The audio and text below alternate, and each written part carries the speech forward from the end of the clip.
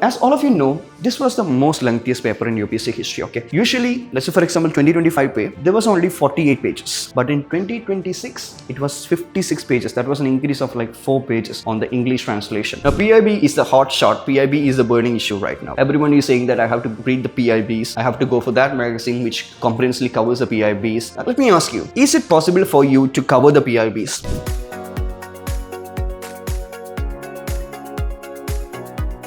So good day everyone, Srijay here and welcome to yet another video of Civilsdaily IAS. This video will be part of the 5-part series wherein I'll completely decode the 2026 prelims for you, starting with the lessons from 2026 in this video, followed by the role of elimination techniques and how many of the techniques have worked in 2026, sources of the subjects, do you have to change any subjects, the changes in micro teams, and most importantly, what are the important topics that you have to complete for the 2027 prelims. Now, it's been close to like 70 days after the end of prelims. Now, in this time period, I must have talked to like 100 or maybe 200 of my mentees as well. And one of the biggest issues that they faced in the 2026 was, so the paper was too lengthy. We were not prepared for the same. We didn't know how to tackle, we didn't know how to attempt all the control questions. This was the biggest issue faced by all the students. This video is going to be all about that. How do you solve the same? Let me also share a story about one of my mentee, Sheikh Bekmul Ahmad, who is very strong in this elimination techniques and always attempt all the 100 questions. But what happened in 2026? The paper was too lengthy and he tried to attempt all the questions irrespective of the size, which he could not do. And during the middle of the paper, it completely shattered his confidence when he looked at the watch and he only understood that he had done only like very few questions. Now, is it the right strategy? Even if tomorrow, like a 100-page question paper comes, should you attempt all the questions? Definitely no. Now, as all of you know, this was the most lengthiest paper in UPSC history, okay? Usually, let's say for example, 2025 paper, there was only 48 pages. But in 2026, it was 56 pages. That was an increase of like 4 pages on the English translation, right? And if you look at the questions as well, you can see here that very big questions, one of the biggest questions ever introduced by UPSCs. Especially these type of questions wherein UPSC is not checking the factual question here. Rather, you will have to read these to understand that UPSC was just checking the relation between these questions and not the factualness. As we move on, you can see all these different questions. So very, very lengthy paper, okay. So one thing I want to tell you guys is, do not be completely predetermined on your attempt. So I will attempt 85 questions. So my usual attempt is 90 questions. No, don't be predetermined. What if tomorrow 70-page or 80-page question paper come? Will you again attempt the 80 questions? No. So never have that predetermined mind that I'm going to be attempting this many questions. But firstly, what you have to do? Check the lengthiness of the paper. If the lengthiness of the paper basically exceeds 48 or even 52, this means that the paper is very lengthy. And if the paper is very lengthy, it's okay to reduce your attempts because you won't be having time to read all the questions. Okay? Also, one thing that you have to do is, whenever you go for a test series, even Dominate will be starting from September, October, November, December. We have every monthly batches. When you go for the test series, do not attempt the paper in 2 hours. Rather, attempt the paper in 1 hour 50 minutes or let's say 1 hour 45 minutes so that you prepare yourself for any factor. Even if UPSC comes with 60 question by page paper, you will be able to attempt the same. So you have to increase your speed to complete the papers in 1 hour 50 or 1 hour 45. You have to practice that. Okay.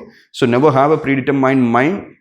Always remember, when you see the paper, first check the number of pages. If the pages is above 45, 48, you can reduce your attempts. But if it is below 48 and everything, then you go with the usual things. Okay. So your time management should also change the same. So the first round, if usually you take 30 minutes to complete the same, it can exceed to close to like 40 to 45 minutes because the paper was so lengthy. So never be predetermined, be very adaptive and flexible and decide everything on the basis of the length of the paper. That is the first thing. Now coming on to the important thing. How do you solve these questions? How do you solve these questions? Now let me tell you, the most important thing that you have to do is, these questions are completely factually correct, right? Because the question here asks you, out of the 14 big questions which was there, 9 of them was relationship based questions, meaning they asked you to identify the relationship between the topics and not whether the questions were factual. Okay, not whether the statements were factual in nature. They asked you to identify the relationships. Now, whenever this relationship question comes, do not go and read the statements first. Rather, read which or what type of relation they are expecting here. So here, how should you solve this question? The statement 2 validates the effectiveness of strategy statement 1. Now you read the statements. Okay, so success of the Sagarmala is reflected in significant. Okay, fine. Is there a relation between the same? Yes. So therefore, statement 1 is correct here. Statement 3 extends the objective of statement by embedding them into future oriented. Is there any future oriented approach here? Yes, 2027 Viksit Bharat is there. Future oriented is there. So therefore, 2 is also correct. Statement 1 contradicts statement 3 by focusing only on traditional infrastructure. Is statement 1 only focusing on traditional infrastructure, port-led economic growth through sustainable coastal? No. So therefore here 1 and 2 will be the answer. So what you have to do, or how can you save some time? Just like we do the reading comprehension, you don't read the passage first, right? What do? You read the questions first and then you read the passage. In the same manner, follow for this as well. Read these statements first, and when you read the same, then you analyze the relation, right? So you can save close to like 10 to 20 questions for a single question if you follow the same. The same goes for next question as well. Let's say for example here, what do you have to do? Which of the following relations about the statement is correct? When you read this, you understand that I should not be going and checking the factual possibility of the same, because all of them are factually correct. So therefore, I should be reading this. Statement 1 is empirically supported by statement 2. So statement 2, fourth biennial report submitted in around 8 degrees. Does it have a relation with the same? Is a critical tool for achieving net zero? Does 8% decrease helps to achieve 27 target net zero? Yes. So statement 1 is correct here. Statement 3 contradicts the approach of statement 1. The climate resilience necessarily depends upon quick and short-term goals. So here it's talking about swift and short-term goals, and here it's talking about long-term emission. So therefore it contradicts the same, right? So therefore this is correct here. Statement 1 and statement 3 together establish the premise. Now statement 3 talks about short-term goals and statement 1 talks about long-term. Is there any relation between the same? No. So therefore here 1 and 2 will be the answer, as statement 3 is incorrect. So what you have to do, just like we do the reading comprehension, as I said, do not go and read the statement first. Rather, go and read the relations and then read the questions and check whether the relation between them is correct or not. This is what you have to do. Okay, so it will help you to save, at least as I said before, 10 to 15 seconds per question. So always remember, prelims, just like reading comprehension, is not just about knowledge anymore. Okay, you will have to develop the skill of understanding the relation between statements and facts. Now, do you need to practice regarding the same? Yes. Now, that's exactly the reason why in the coming September Dominator series and all, close to like 30 to 40% of the questions will be based in this pattern, the statement and relation questions. So we'll be introducing this pattern in at least 25 to 30% of the questions as well. Also, you can practice a lot of reading comprehensions as well, which will also significantly help you in attempting these type of questions, okay? Because reading comprehension pay, you will get the understanding of the words inference, assumption, relations, directly, contradicts, corollary, and all these different things. So practice a lot of reading comprehension and then you can attempt out a series as well. Now, second most important thing, how will you focus on the PIB? Right. Now, PIB is the hot shot. PIB is the burning issue right now, right?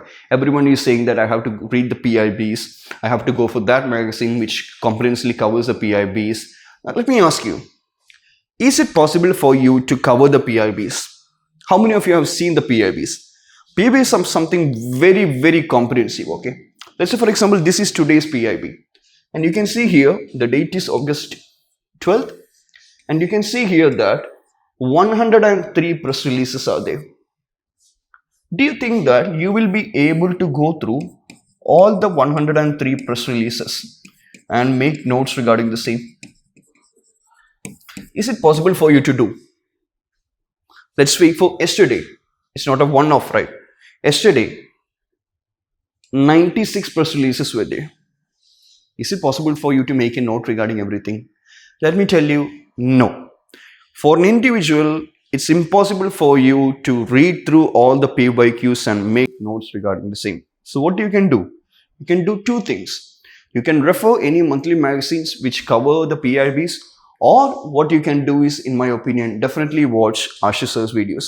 So in case of Ashish sir, who takes the PIB classes here, he dives through each and every article and he takes what is important. So he split the same. What are the important topics in prelims for 1 week and what are the topics in mains for 1 week. So it's just 1 hour video every week. You can definitely watch the video. It's free and it's available in YouTube. So go for this. And my question here is, even for this question, the Chancellor of Federal Republic of Germany visited India in January 2026. And he asked about understanding the signing of memorandum of All India Institute of Ayurveda University, understanding of memorandum of understanding of youth hockey and German hockey, establishment of bilateral hockey, opening of a culinary council in Germany in Lucknow. Even if you read the PYQ, even if you make notes for the same, do you think that you will be able to remember all this? Definitely no. And this is what we are expecting, okay? UPSC will only increase the sources from PIBs and the paper is going to be very lengthy, or probably UPSC will keep the same lengthiness, or UPSC will be introducing different patterns. So always remember, only the elimination techniques will help you here. You will have to devise a lot of elimination techniques. You will have to understand the rationale of the questions. Let's say if multiple facts are coming, you need to be taking wrong. If locations are coming, there is a high possibility that it can be wrong. So it's only these elimination techniques which help you, and you cannot completely rely on the PIBs, or you cannot completely rely on the knowledge to solve all these questions, because it's impossible for you to do the same. It's literally impossible for you to dive through 1 or 3 pages in a day, or 196 pages which was yesterday. Okay, so watch the video, master your elimination, and these are the 2 things you have to do. So 2 major things in which 2026 paper actually surprised us. One was the lengthiness of the paper, and what you have to do when you see the 2027 paper, look at the number of pages. If it's exceeding 56, means the paper is very lengthy. Solve faster. First round, if you usually took like 30 minutes, it's going to take you 45 minutes. Usually you are attempting 90 questions. You will have to reduce your attempts to probably 80 to 85. That doesn't mean that you don't have to attempt all the 50-50 1/3 questions, okay? You'll have to go for questions which you are able to eliminate one of the options, and questions where you are able to eliminate 2 of the options, okay? That is the basic thing, but you can reduce your attempts, okay? And in case of PIB, and also what you have to do to practice the same, when you attempt the 2-hour questions, when you attempt the dominant or other test series, do not aim for 2 hours. Rather, reduce your timing to 1 hour 45 minutes or even 50 minutes. Now, in case of PIB, let me tell you, it's impossible for you to do all this or learn the same.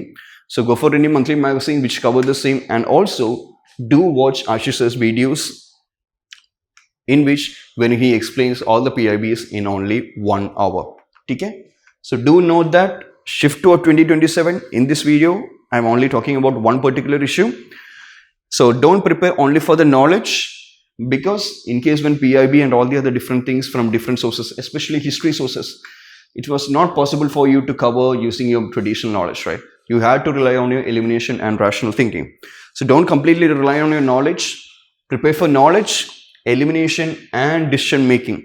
You have to be very adaptive. You have to be very flexible. It's not like I'll attempt 90 questions. No, the paper is very lengthy. You have to reduce your attempts, right?